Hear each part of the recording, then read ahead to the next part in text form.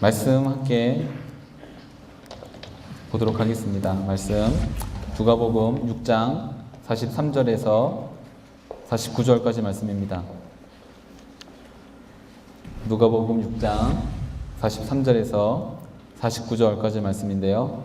제가 읽고 여러분들이 읽고 그렇게 번갈아가면서 읽겠습니다. 누가복음 6장 43절에서 49절까지 말씀입니다. 제가 먼저 읽겠습니다. 좋은 나무는 나쁜 열매를 맺지 않고 나쁜 나무는 좋은 열매를 맺을 수 없다. 나무마다 그 열매를 보면 안다. 가시나무에서 무화과를 딸 수 없고 실레나무에서 포도를 딸 수 없는 법이다.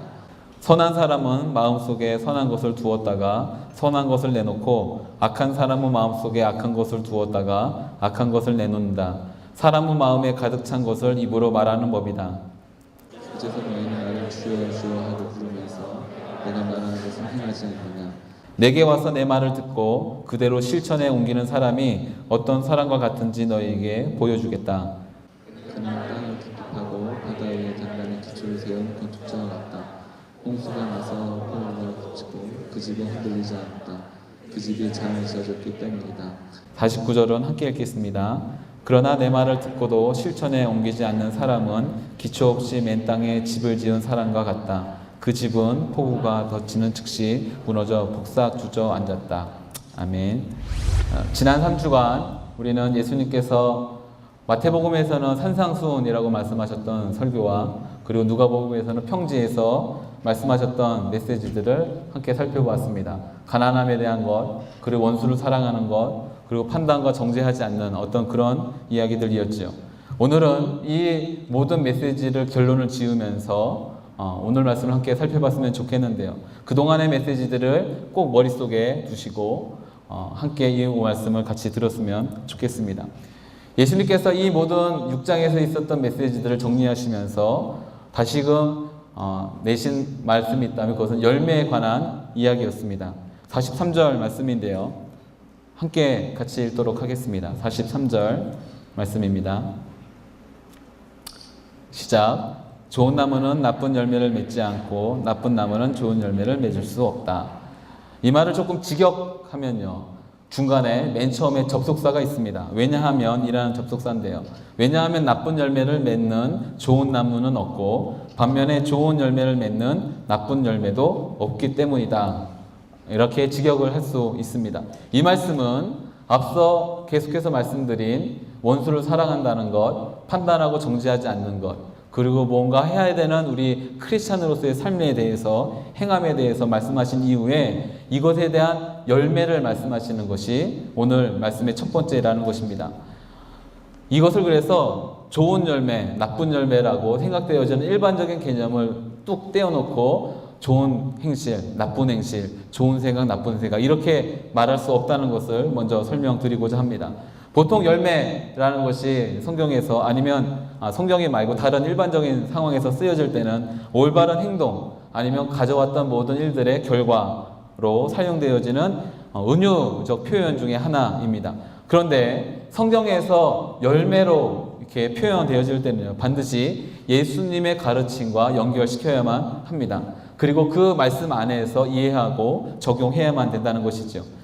일반적인 어떤 좋다 나쁘다, 좋은 생각 나쁜 생각, 착한 행동 나쁜 행동이 아니라 만약 좋은 열매라고 오늘 예수님께서 말씀하시는 이 말의 첫 번째 의미가 있다면 그것은 결말에도 나오겠지만 예수님의 가르침을 듣고 따라서 행하는 삶을 좋은 열매라고 의미합니다. 반면에 나쁜 열매는 그러면 예수님의 말씀을 듣지 않고 그 말씀 따라 행하지 않는 것이 아니라 말씀을 들었음에도 불구하고 그 삶대로 그 말씀대로 살아가지 않는 삶에 대해서 말하는 것이 나쁜 열매라는 것입니다. 예수님의 말씀을 알았음에도 불구하고 그리고 그 말씀이 무엇인지도 알고 있음에도 불구하고 그 말씀이 전혀 상과의 충돌도 일어나지 않고 그리고 그 말씀대로 살고자 하는 어떠한 의지도 결단도 그리고 실제 어떤 삶도 구체적인 행함도 없는 것에 대해서 나쁜 열매라고 결론적으로 말하고 있다는 사실입니다. 이것을 갖다가 조금 못되게 설명을 한다면 이런 겁니다. 말씀은 알지만 그 말씀대로 사는 척 하는 겁니다. 말씀대로 살아가는 것이 아니라 말씀을 사는 그 말씀대로 살아가는 척만 한다는 것이지요. 그래서 성경은 이렇게 살아가는 자들을 두고 외식하는 자라고 말하기도 합니다. 그리고 이것을 우리는 어떤 가식적이라고 말하기도 하지요. 선함을 가장하지만 사실은 그 선함은 위선을 갖고 있는 사람들에 대한 어떤 고백이라는 것입니다. 분명 우리 믿는 하나님을 믿고 예수를 구주로 알고 고백하고 따라가는 모든 예수님의 제자된 사람들은요, 가져야 될 중요한 키워드가 있다면 그것은 진실됨인 것 같습니다. 진전성에서 나올 수 있는 진실됨이죠. 이 진실됨을 갖다가 조금 구체적으로 설명해서 말과 행동이 일치하는 삶을 사는 것을 진실되다라고 말한다면 우리는 이런 사람들을 볼 때가 있습니다. 말은 굉장히 잘해요. 근데 알고 보니 삶이 영 아닐 수 있는 사람들도 있습니다. 알고 보니 그런 사람들이 있다는 것이죠. 그런데 그런 사람들에 있어서 철저하게 숨겨져 있는 어떤 영역의 사람들이 있다면 아마도 저와 같은 사람들인 것 같습니다. 물론 제가 꼭 그렇다는 것을 말하는 것은 아니지만 이렇게 말을 하고 그리고 하나님의 말씀을 전달하고 그러다 보니까 마치 저 사람은 저 목사는 저 목회자는 삶도 뭐 그럭저럭 잘 살 거야 라고 생각하기 쉽다는 것이죠. 근데 실상은 그렇지 않은 일들도 꽤 있습니다. 물론 저는 노력하는 사람 중에 한 명입니다. 저를 나중에 보는데 알고 보니까 목사님도 뭐 그러신 거 아닌가요? 이렇게 그 말이 진실된 거 아닌가요? 라고 생각해 주시지 않았으면 좋겠고요. 반대로 삶이 너무나도 아름다워요. 행함이 너무나도 아름답습니다. 그러다 보니 그 사람이 말하는 것이 모두 다 맞다, 진리이다 라고 생각되어질 수 있는 경향도 있습니다. 근데 그렇지 않을 때도 꽤 있지요. 너무 바르고 너무 올바르게 살지만 그런데 그의 메시지, 그의 어떤 삶에는 그 어떤 이야기에는 진리가 아닐 때가 있습니다. 근데 우리는 일단은 어느 한쪽만 보고 그 사람은 맞다, 이렇다라고 결정지어 버리는 일들도 있을 수 있다는 것입니다. 근데 진실됨은요, 둘 다가 맞춰질 때, 일치할 때 우리는 그 사람을 갖다가 진실되다라고 말할 수 있습니다. 그런데 분명한 한 가지 사실은요, 우리는 그러한 일치하는 삶을 살기에는 부족하고 연약한 사람들입니다. 나 자신을 봐도 알고요. 우리 모두가 우리 스스로를 돌이켜볼 때 우리가 말하는 대로 산다는 거 참 어려운 일입니다. 그리고 행동하는 것만큼 우리가 말할 수 있다는 것도 어려운 일이죠. 그래서 성경이 말하고 있는 어떤 이야기는 이상이기도 하지만 또 다른 어떤 메시지를 우리 가운데 주고 있다면 실제의 삶에서 이 진실됨이란 우리가 알고 있는 것과 우리가 행할 수 있는 것의 간격을 알고 그 간격을 좁혀가려고 우리가 노력하는 삶을 살아간다는 것, 그것이 아마도 가장 진실된 삶을 살아가고 있는 사람이라고 말할 수 있을 것입니다. 사랑하는 여러분 가운데 나는 말하는 대로 산다 라고 스스로를 속이지 않게 되기를 바라고요. 또한 이 좁혀질 수 없는 간격을 알고 그럼에도 불구하고 이 간격을 주님 앞에 내어드리고 그 주님의 말씀하신 대로 따라 살아가려고 하는 우리의 삶을 주님 앞에 전적으로 결단하고 헌신할 수 있는 여러분 되기를 주님의 축복합니다. 물론 힘든 일입니다. 어려운 일이죠.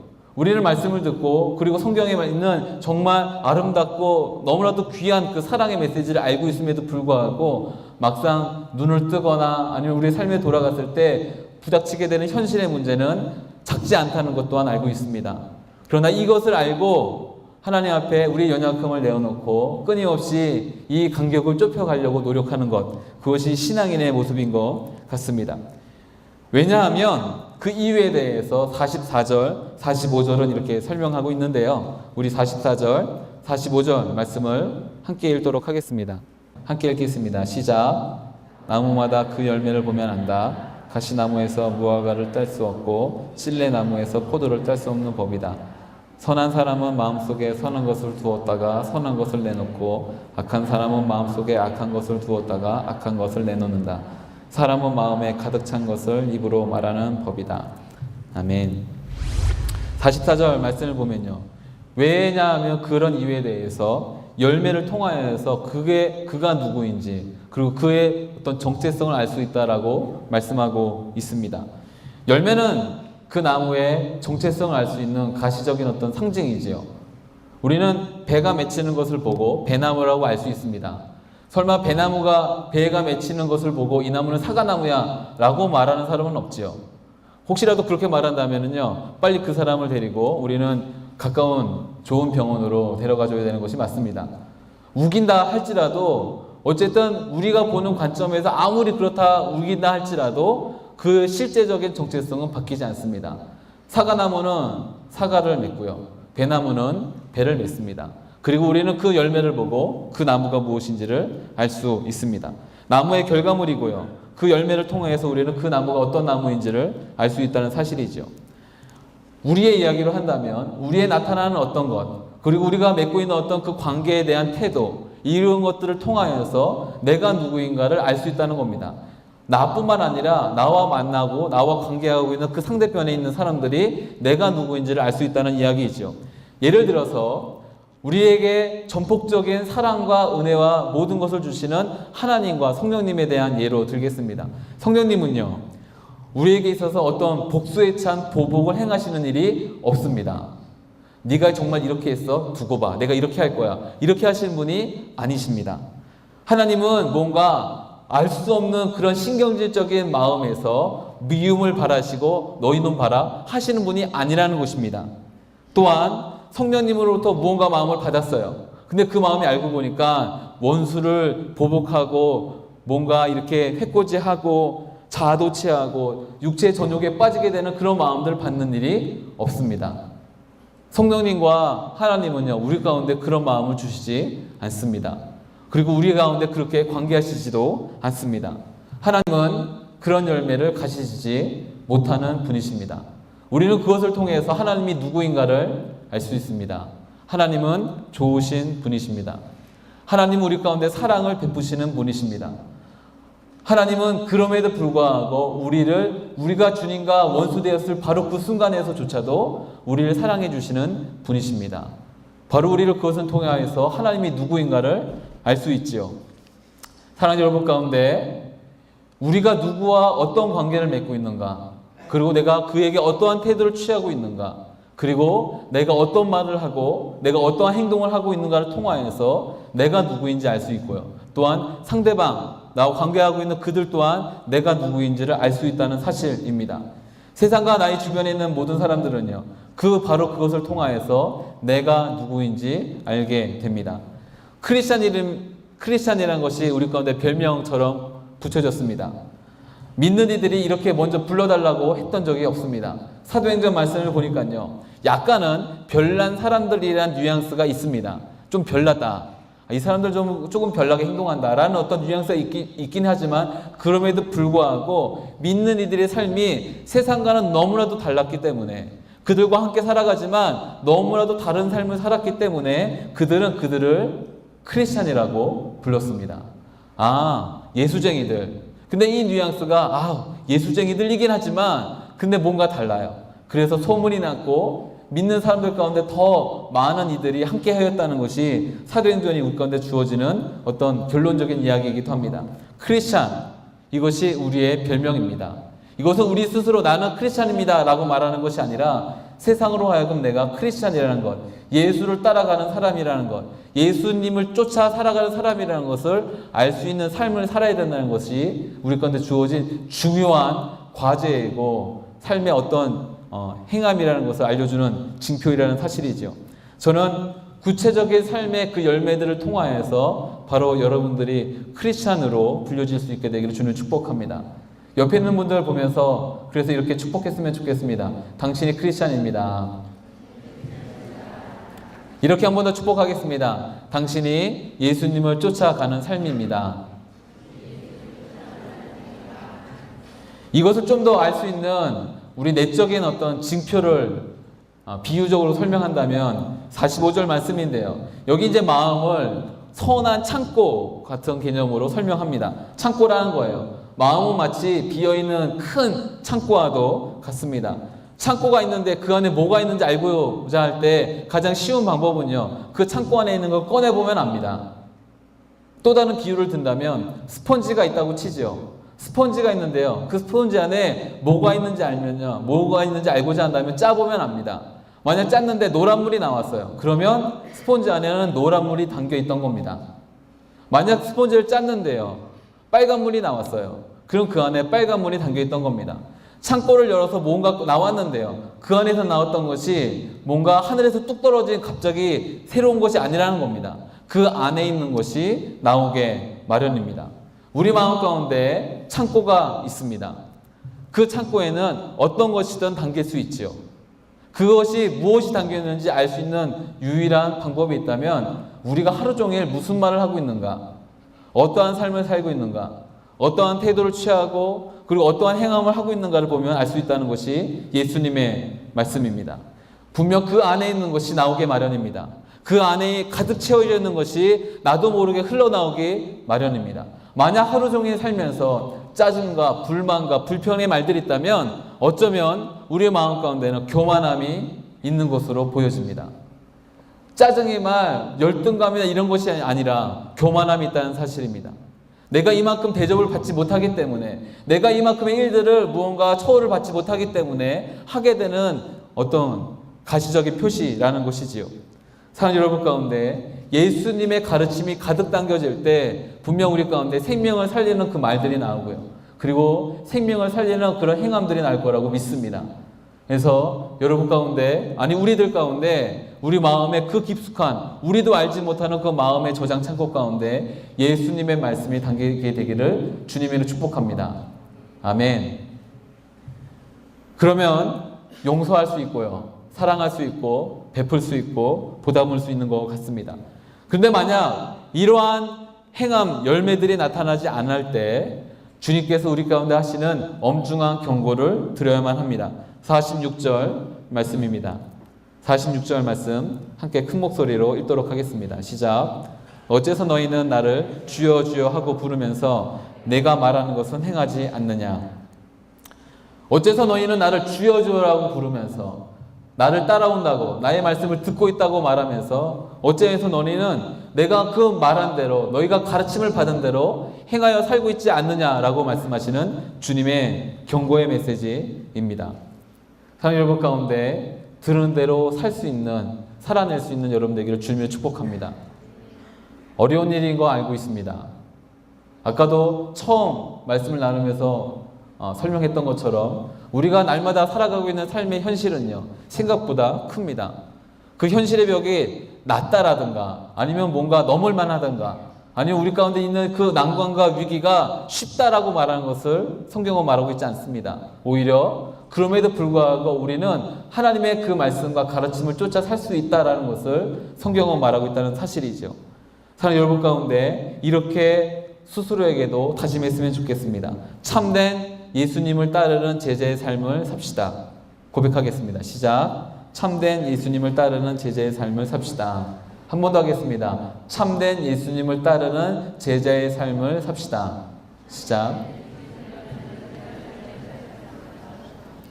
그러면서 말씀을 이렇게 마무리하십니다. 47절 말씀인데요. 우리 47절 말씀 함께 읽도록 하겠습니다. 47절 말씀입니다.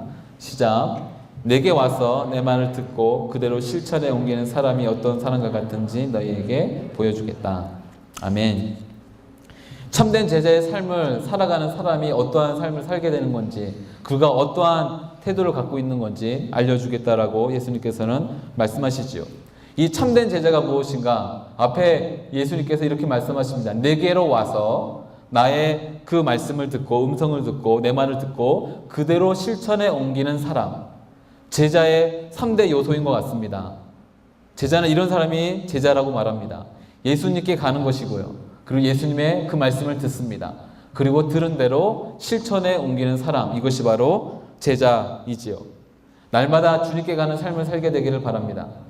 그리고 주님께 가서 우리의 어떠함을 토로하는 삶이 아니라 그분의 음성을 먼저 들을 수 있는 여러분들 되기를 바랍니다. 또한 그 들은 대로 우리의 삶에서 그것을 살아낼 수 있는 삶을 살게 되기를 또한 주님의 이름으로 축복합니다. 이것이 바로 제자이지요. 이 제자의 삶을 사는 삶과 그리고 그렇지 못한 삶을 사는 사람에 대한 극명한 대조가 48절, 49절 나오게 되는데요. 우리 48절, 49절 함께 다시 한번 읽도록 하겠습니다. 48절, 49절입니다. 시작. 바위 위에 단단히 기초를 세운 건축자와 같다. 홍수가 나서 폭우가 덮쳐서 또 그 집은 흔들리지 않았다. 그 집이 잘 지어졌기 때문이다.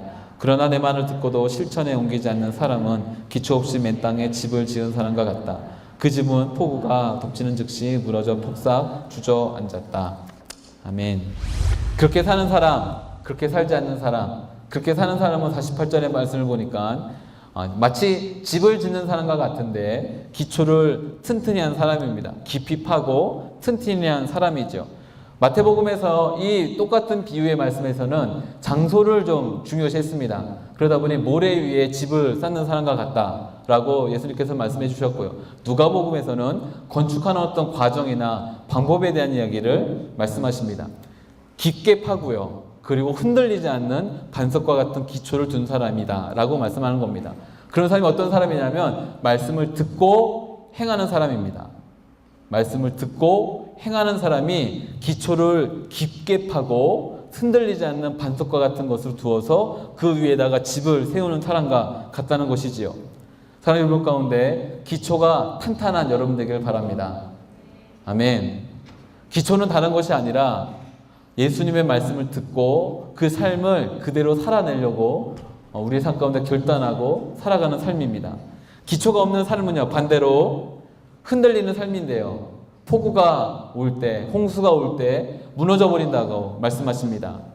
우리는 아주 오래전에 이런 굉장히 쉽게 무너져 버린 건물을 또한 알고 있죠.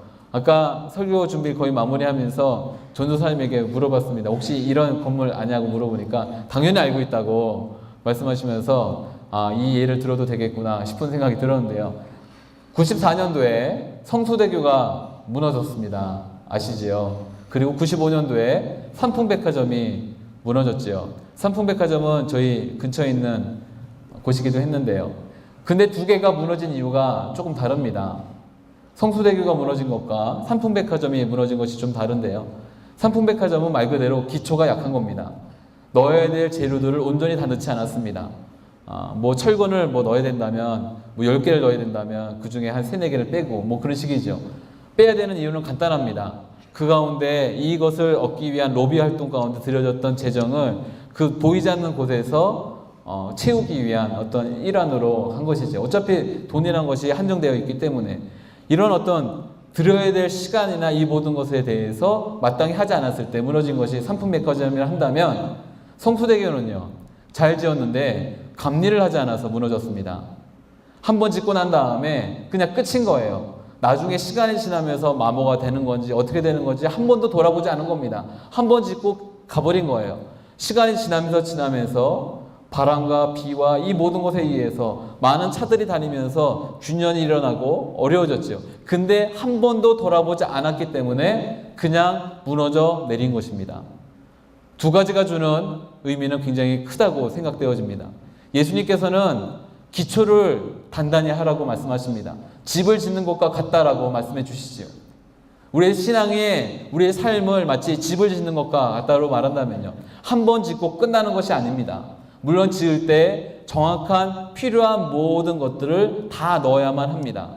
저는 우리가 적당한 필요한 시간만큼의 엄청난 시간이 아니라 적당한 시간만큼의 하루에 5분이라도 기도하고 5분이라도 말씀을 보고 한 장이라도 말씀을 보고요. 그리고 뭔가 우리가 마땅히 해야 될 그 재료들이 예수님의 말씀을 알아야지 행하는 거 아니겠습니까? 그런 어떤 마땅히 들여가야 될 재료를 넣어서 기초를 탄탄히 할 수 있는 여러분 되기를 주님을 축복합니다. 또한 한 번 한 곳으로 끝나는 것이 아니라 계속해서 돌아보는 것이 중요합니다. 정말로 그러한가? 내가 서 있지만 내가 서 있는 거로 생각하지 않고 날마다 나의 삶과 인생과 마음과 모든 것을 돌이켜서 점검하고 주님 앞에 끊임없이 올바른지 아닌지를 확인할 수 있는 것, 그것이 필요하다는 것이죠. 사랑하는 여러분 가운데 기초가 탄탄한 여러분 되기를 주님 축복합니다. 그래야지만 폭풍이 오고 홍수가 오고 비바람이 몰아칠 때 무너지지 않을 수 있습니다. 결론적으로 말한다면 세상을 살면서 홍수가 있습니다. 세상에 몰아침들이 있지요. 위기가 있습니다. 물론 언제나 있다는 것은 아닙니다. 그런데 반드시 있습니다. 그리고 그 위기가 올 때는 갑작스럽게 뜻하지 않은 타이밍에 급하게 옵니다. 그러다 보니 기초가 없는 모든 집들은 쉽게 무너질 뿐입니다. 사랑하는 여러분 가운데 이 폭풍우가 오는 세상의 이 산 가운데 흔들리지 않는, 아니 무너지지 않는 삶을 살기 위해서 우리 가운데 필요한 것은요, 이 루즈한 시간 가운데 일상의 무언가 매너리즘에 빠질 수 있는 이 시간들 가운데 해야만 되는 반드시 기초적인 작업들이 있어야만 된다는 사실입니다. 사랑하는 여러분 가운데 보이지 않지만 중요한 일들을 오늘도 행하는 여러분 되기를 주님을 축복합니다. 말씀을 듣는 것뿐만 아니라 행하는 것입니다. 말씀을 정리하겠습니다. 예수님의 말씀은 당신은 바로 그 순간 누구인가? 라고 하는 질문을 우리 가운데 던지고 있는 것으로 보여집니다. 비록 우리는 그럴듯하게 보일 수 있습니다. 근데 실상 엄청난 위기가 닥치게 될 때, 아니면 뭔가 나의 삶을 흔들어버리는 일들이 있게 될 때, 내가 누군가를 나 또한뿐만 아니라 우리와 함께하는 이들도 알 수 있게 된다는 사실이죠. 우리는 흔들리지 않는 정체성이 있습니다. 하나님의 백성입니다. 할렐루야. 우리는 하나님의 자녀입니다. 세상이 우리를 크리스찬이라고 부르던 부르지 않던 우리는 크리스찬입니다. 사랑하는 여러분들이 하나님을 믿는 그 귀한 자녀이고 백성이라는 사실이죠. 다시 한 번 더 가슴에 손을 얹고 이렇게 고백하겠습니다. 나는 크리스찬이다. 떳떳하게 하겠습니다. 당당하게. 나는 크리스찬이다. 위기와 환난과 어려움이 찾아올 때 흔들리지 않는 삶을 살기 위해선, 그리고 내가 누군가를 분명하게 드러낼 수 있기 위해선 지금 이 순간이 필요합니다. 저는 이렇게 말씀을 묵상하면서요, 그리고 준비하면서 그런 생각들이 들었습니다. 마치 이 말씀은 세상 가운데 말하고 있는 어떤 대안과도 같다. 참 인간이 누구인가? 참된 어떤 삶이 무엇인가? 이것은 교육을 통해서도 아니고 인문학적인 어떤 툴을 통해서도 아니라 학습과 어떤 세뇌의 반복적인 일을 통해서도 아니라 예수님의 말씀을 듣고 그 말씀대로 살아가고자 하는 그 삶에 부던한 어떤 노력들이, 결단과 의지가 이 가운데 있어야 된다는 것을 우리 가운데 설명하고 있는 것으로 보여집니다. 사랑하는 여러분, 참된 지혜는 예수님이십니다. 예수님이 말씀하시는 것이 지혜가 아니라 예수님 그 자체가 지혜이십니다. 그분으로부터 뜨는 모든 음성, 모든 말씀이 다 참되고 참됩니다. 근데 그 말씀 들으면요, 참 어렵습니다. 그 말씀대로 산다는 거 어려운 일입니다. 쉽지 않습니다. 원수를 사랑해야 된다는 거, 용서하는 게 아니라 사랑해야 된다는 거 알고 있습니다. 판단하고 정죄하지 말아야 된다는 거 알고 있습니다. 그런데 실상 그 일이, 그 상황이 나에게 닥치는 순간 너무나도 어렵습니다. 뭐 사랑하는 것뿐만이 아니라 용서하는 것조차도 너무나도 힘들지요. 그래서 날마다 그 연약한 마음을 갖고, 그리고 부족한 무릎을 주님 앞에 꿇고 기도하기 마련입니다. 주님이 그거 모르시지 않습니다. 다만 이렇게 말씀하시지요. 풍랑은 일 것이고 위기는 찾아오게 될 것이고 우리의 삶을 흔드는 무언가는 반드시 있을 것인데 그때 무너지지 않는 너의 삶이 됐으면 좋겠다는 것입니다. 사랑하는 여러분 가운데 기초 없는 건물을 세우지 않게 되기를 바랍니다. 말씀만 듣고 행하지 않는 것, 그것이 기초가 없는 삶을, 그런 인생을 세우는 것과 같습니다. 너무나도 이상적이고 너무나도 위대하고 너무나도 아름다운 메시지 듣는 거에서 멈추지 마시고, 다 들어가고 내가 다 할 거야 라고 하는 어떤 그런 욕심도 내지 마시고, 그냥 듣는 것 중에 한 가지 정도만이라도 그 삶에서 행하도록 우리의 어떤 그 결단과 의지가 우리 삶 가운데 있었으면 좋겠습니다. 조만간 홍수는 납니다. 그때 기초가 없으면 요란한 소리를 내면서 무너지게 될 것입니다. 대비하는 차원이라고는 말씀드리고 싶진 않습니다. 그러나 인간적으로는 그렇게라도 대비하셨으면 좋겠습니다. 그리고 우리의 그 삶을 위해, 온전하게 주님께 드려질 수 있는 삶을 위해 하나님 앞에 연약한 우리의 삶을 내어드리면서 오늘 또한 아주 작은 결단을 주님께 드리면서 나갔으면 좋겠습니다. 그래서 저는 말씀을 마무리하면서 이런 말들을 적어놨는데요. 이 말씀이 오히려 여러분 가운데 혹시 상처가 되거나 공격이 되지 않게 되기를 부탁드리면서 저희가 했던 다짐을 말씀드리겠습니다. 목사 흉내내지 말고 목사답게 살자. 이 말을 조금 넓게 말하겠습니다. 크리스찬 흉내내지 말고 크리스찬답게 살자. 크리스찬처럼 생각하는 것이 아니라 크리스찬답게 행동하자. 사랑하는 여러분 가운데 그것이기 때문에 우리가 크리스찬이 되는 것이 아니라 크리스찬이기 때문에 그렇게 사는 것입니다. 그렇게 살 수 있는 이번 한 주가 그리고 여러분들의 삶이 되기를 주님으로 축복합니다.